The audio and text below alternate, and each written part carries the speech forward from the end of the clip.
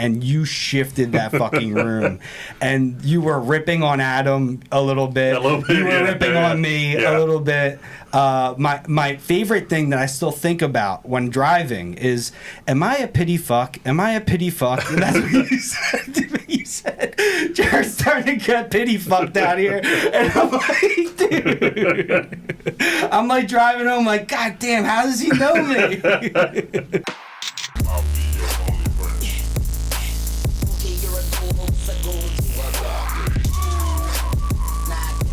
Always be friends forever. Yeah, forever. Welcome to Your Only Friends, where friendship is first, but comedy is always. I'm your host, Jared Dykas.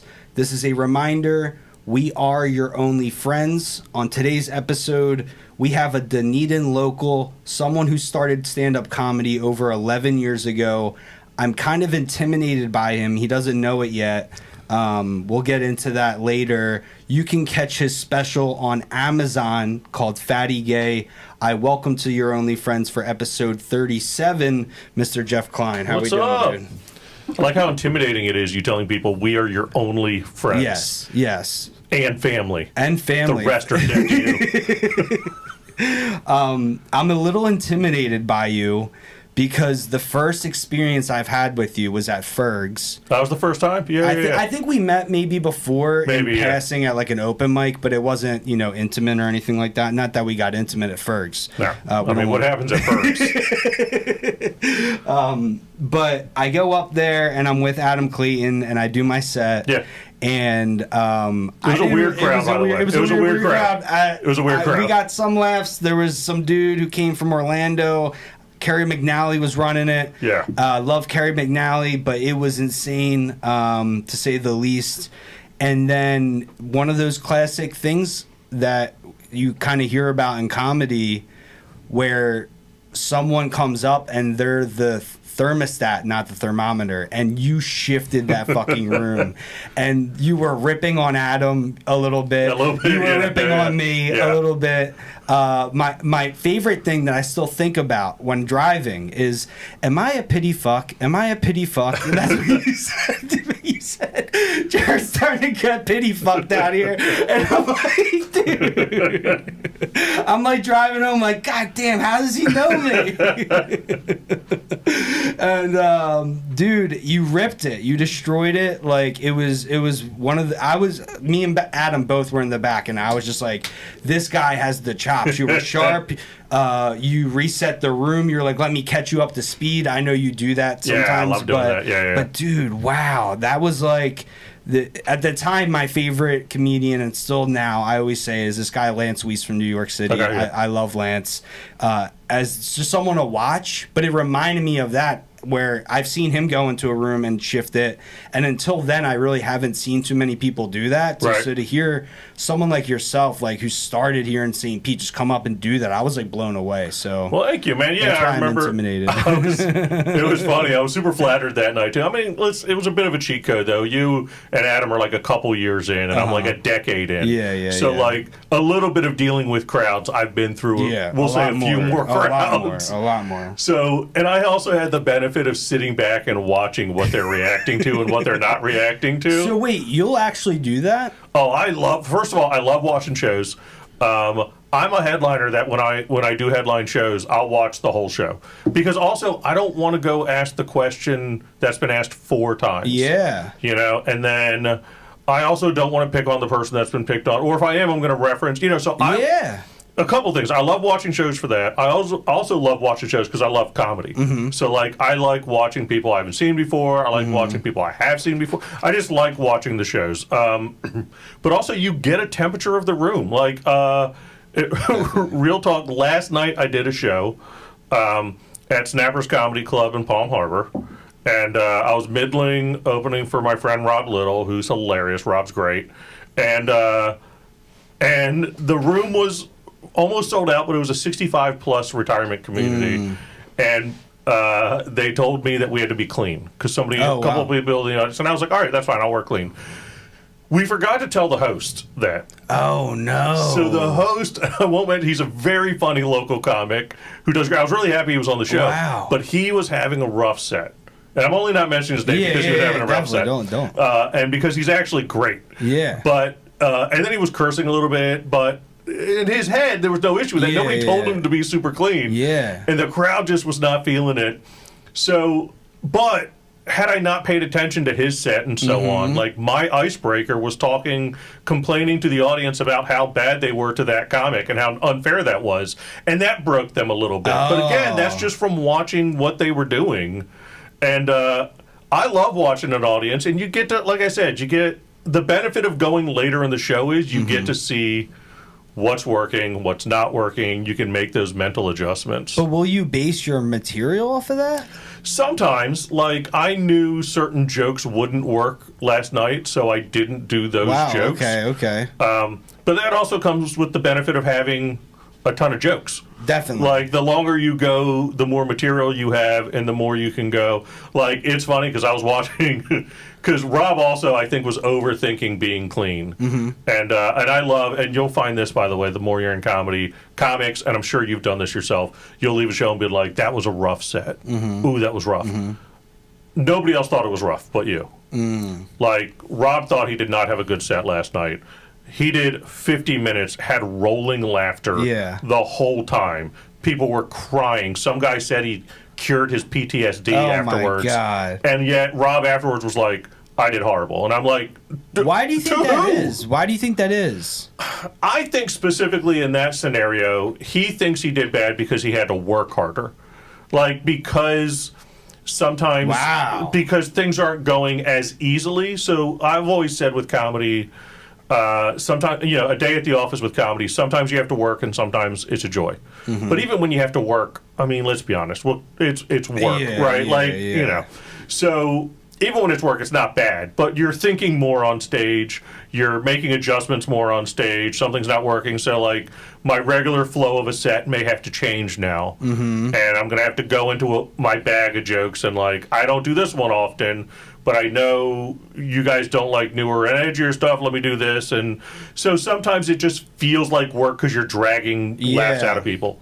That being said, the audience doesn't see any of that. No. That's all internalized. So we feel exhausted getting off stage because internally we've done a bunch of work. But the audience was just laughing at jokes. Yeah. They don't know how hard it was for you to remember this joke, remember how it went, remember the punchline. Like, to you on stage, you're like, oh, man, that was rough. That took a lot out of me. Yeah, but the audience is like, that was a funny joke. That's all that they've heard. So, so that's, it is funny, like, that was just literally last night a great example of, like, all of us on stage, I think, had to work a bit on being like, what's going to work? Even the host, even though he didn't have the audience didn't respond great to him, each time he was like, okay, well, what about this joke? And he's super professional about it. Was he doing jokes in between? No. He just, as the host, just did. Okay. Yeah.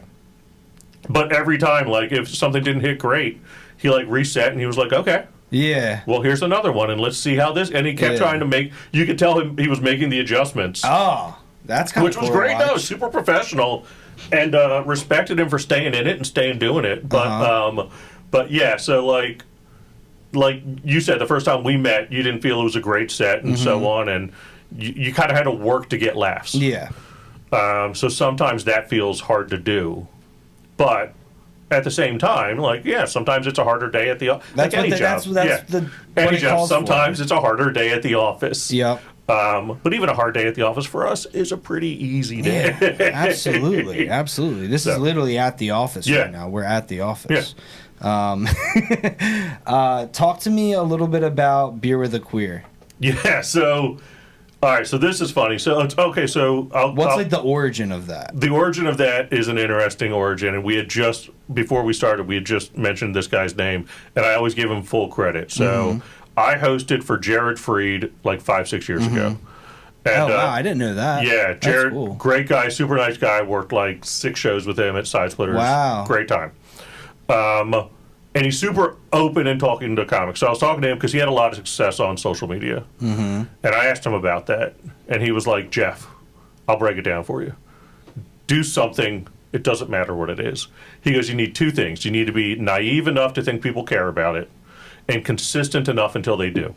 Wow. And like when that got in my head, because he got famous for like judging charcuterie boards, and then like live tweeting about The Bachelor and Bachelorette, and people started coming out to those shows because he was doing that consistently. So when I thought about that, I was, I went back to my day job that I was working at the time and was thinking about it, talking to people. Somebody made a suggestion saying I should get drunk on camera and complain about stuff and call it Wine with Klein. And I was like, well, I like that, but there's a comic kind of doing that. And then that's where I was like, well, let's go with alliteration. I went with and rhyming beer with the queer. And I was like, I'll try new beers and I'll talk about whatever's topic in my head at the time type thing. And then that turned into getting to interview people. And I've gotten to interview my friend Devin Siebold, who's a great comedian touring all over right now. Radio guy, local radio legend, Mike Calta did an episode. Oh, what? And right after that, I got Bobby Kelly to do an episode. Oh my God! So like, I've been. Are they on YouTube? Yeah, they're all out there. Yeah, Dude. The first interview I ever did was, and he's blown up now. Joe Dombrowski, big.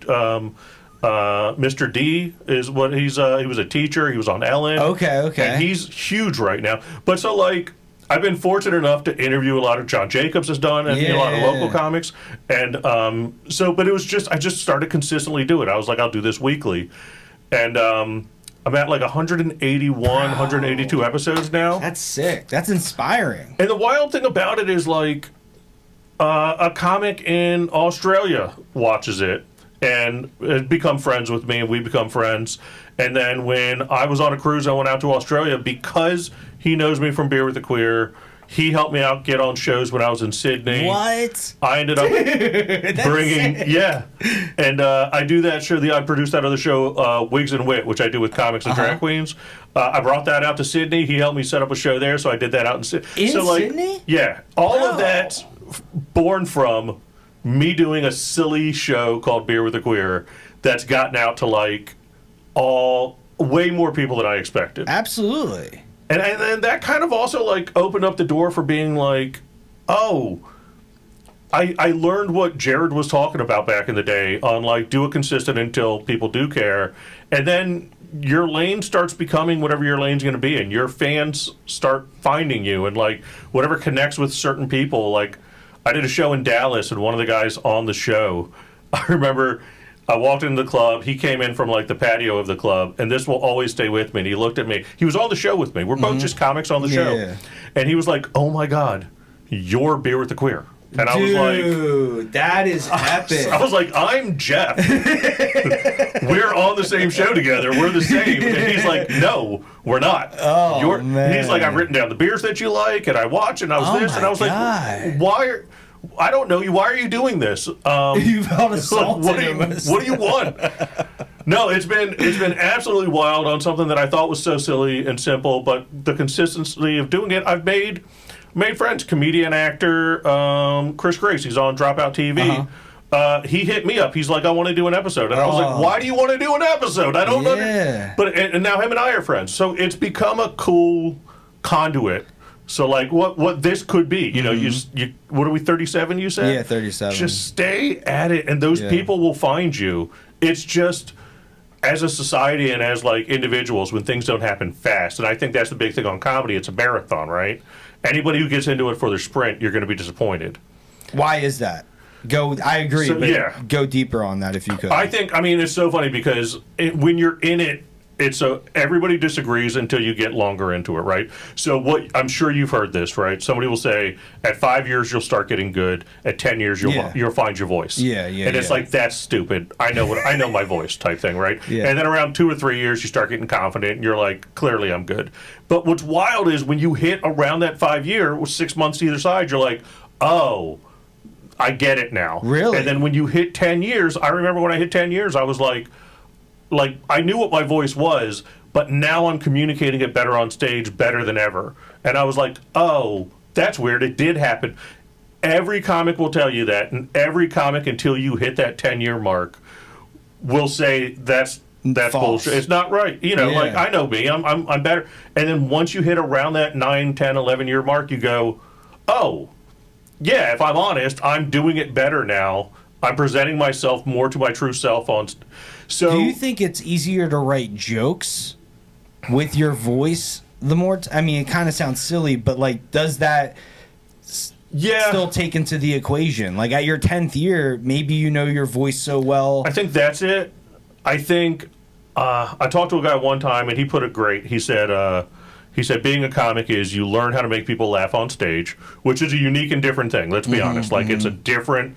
You're not talking to your friend. It's you alone making people laugh. So you learn how to do that, and then you spend the rest of your career trying to be yourself on stage, because essentially you've made a character. But whether how close of it is to a version of yourself or not, it's a character to present on stage that you're getting people to laugh and hey, look at me, and it's set up punchline, and you learn how to do all of that, and then the next years in your career are trying to, unless you're actually a character, like Emo Phillips or something. You are trying to get that as close to your real self, your real voice as possible, and that is just a learning curve of being on stage. And isn't that such a beautiful journey, though? It's great. I love it. I love it, and it's great having people around. Like my partner's great. Matt is great about like, hey, I see more of you on stage when you move more on stage. So then that helps me be like, he knows you. Yeah. So and he can hear the difference of being like, you feel stilted if you're just standing still telling jokes. Yeah. When you pace a little bit, I see you open up more. And I was like, that's something you don't think about when you're on stage. Feedback. You're in the moment. You don't think about that. That's so. Have a sip of water. I feel like, oh my God. But it's a journey because nothing happens quickly in this career. I'm 11 years in. I'm still a baby in comedy. The reality. The problem is, like, you hang around, you make good friends and good mentors, and then mentors become friends in comedy, right?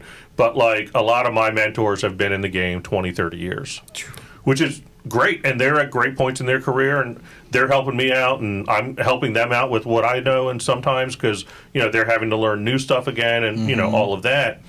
But at the same time, it's like, they're 20, 30 years in their career, and I'm trying to get to that, and I have to keep reminding myself, like, I want to get to where they're at, but they've spent 20, 25 years to get there.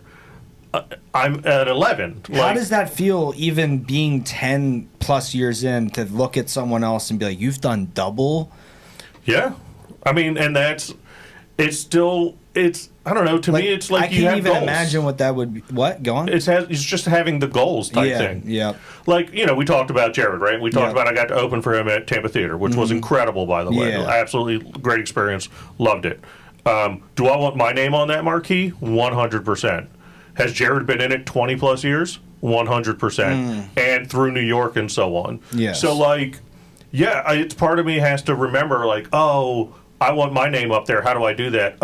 I put in 10 more years of work. Exactly. To be able to do that. Like, and it's just, and that helps me. But it's not like, 10 years, I got to do 10 years of, like, laying down the railroad tracks, right? That's it's like the other thing. We're making jokes, we're having fun, we're having beers. That's great.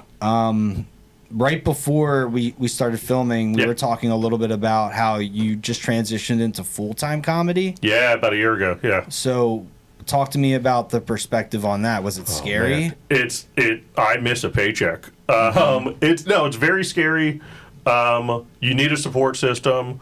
Having credit cards help to go into debt.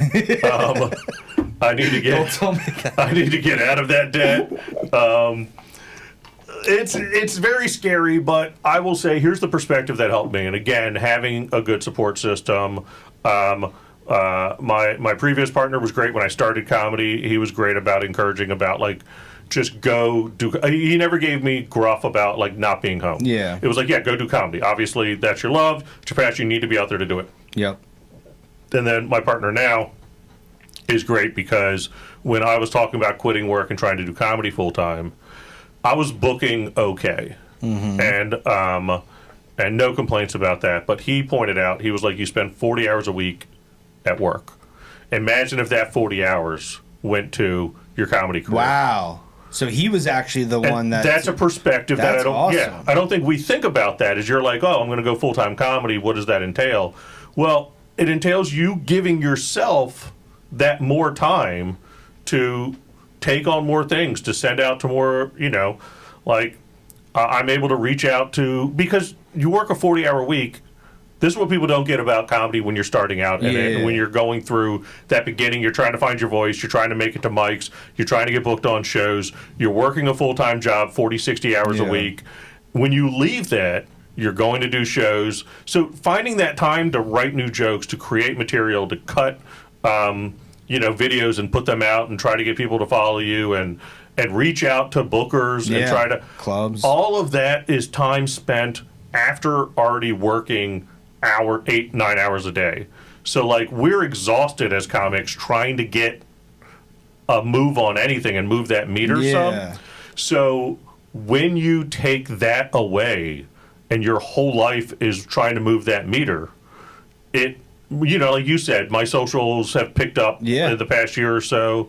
And that's because I've just been able to put all the effort into like this morning I was cutting together podcast coming out next Thursday, clips from last night. So it's like one of these, like, my mornings are spent doing the things that will move the career a couple steps further, as opposed to trying to fit them in, like, after work, before dinner, before I go out to a mic, before I do. So what did that do to your mentality when you were like, all right, I'm full time now? Like, do you think things just kind of came to you in a bigger fashion because you were putting in that much work? I mean, you can say yes to a lot more, which is the big thing on it, right? Because I think you would probably, I'm going to speculate, struggle with this, because I used to struggle with it. When somebody asks, can you do something, you're running through like, well, if I say yes to that, what time do I need to be at work the next morning? What time do I need, what am I doing? How much, because I also budgeted time in my relationship. Like, if it's work, comedy, at some point I need to stay home and do dinner. And, So, like, when you take that away and you're just full time, you get to say yes to a lot more. And saying yes to a lot more creates a lot more opportunity, because getting in front of, as you know especially within the local community, when local people see you, local people book you. Like, doesn't make you good or bad or anything. It's just, Tampa Bay comedy scene has a lot of good comics in it. And so in order for me to stay booked in it, I think a lot of people might think I'm good, but if they don't see me for a month, they're not going to think about me for their show. And that's not an attack on them. It's, they're seeing other people. And that's, insight is in mind type thing. And so just being able to be at more places creates more opportunity because people are seeing you.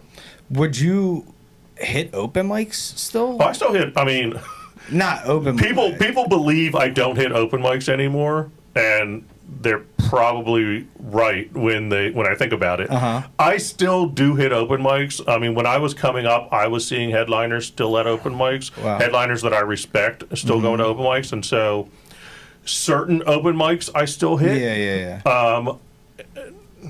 When I can, like if it's going 2 weeks that I haven't done a show, I'll be like, oh, I need to go to an open mic. Or if I just haven't been seen, if I've been doing a lot of work out of state or something, I will think I need to go hit an open mic just to remind people that I'm around. Because let these motherfuckers know. I mean, just like I showed up at I went to go occasionally. Here's the thing. I think Side Splitter is one of the top 10 comedy clubs in the nation, and I've worked a bunch of clubs. I've gone to a bunch of clubs. Incredible.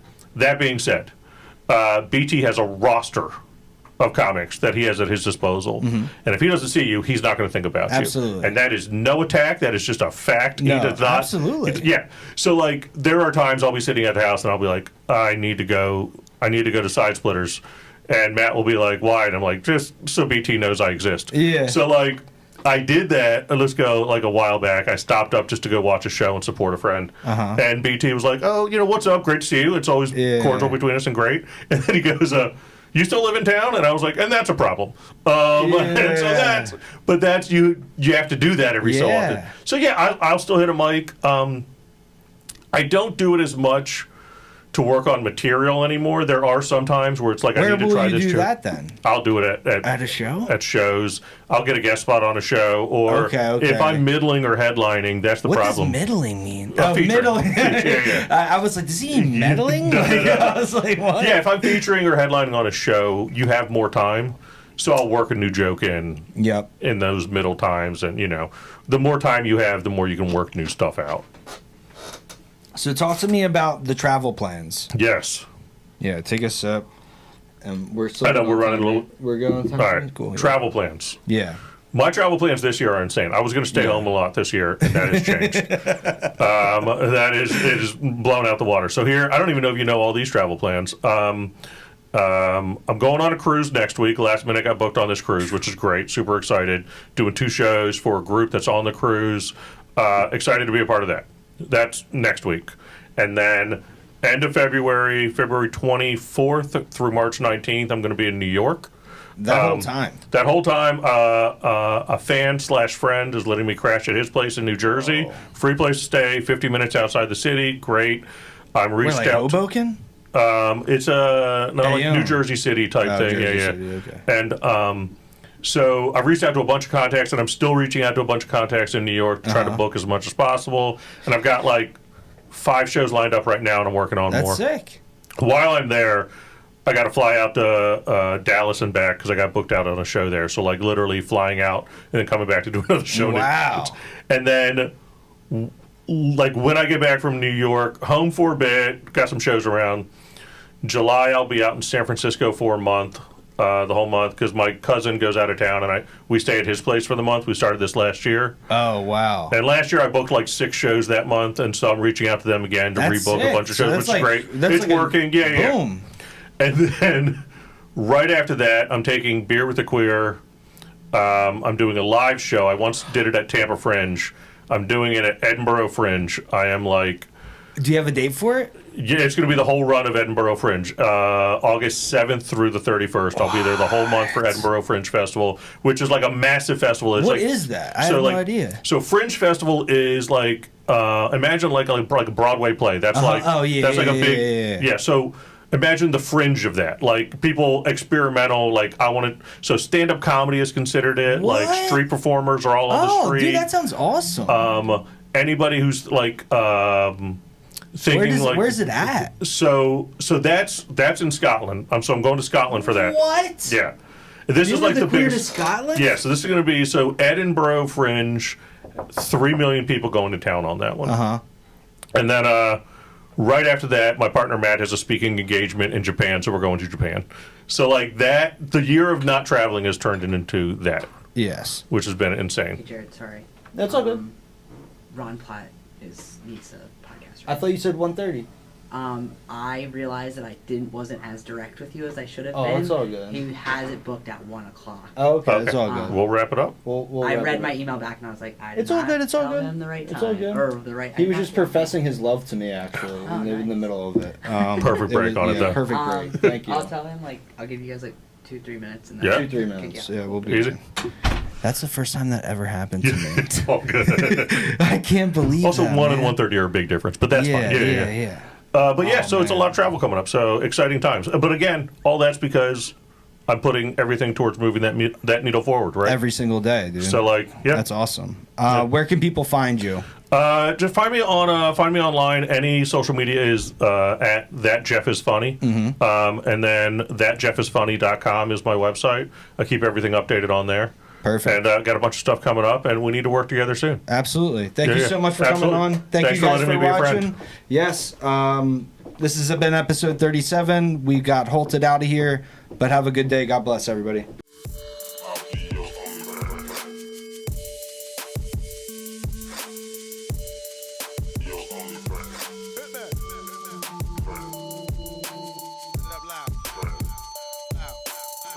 Loud.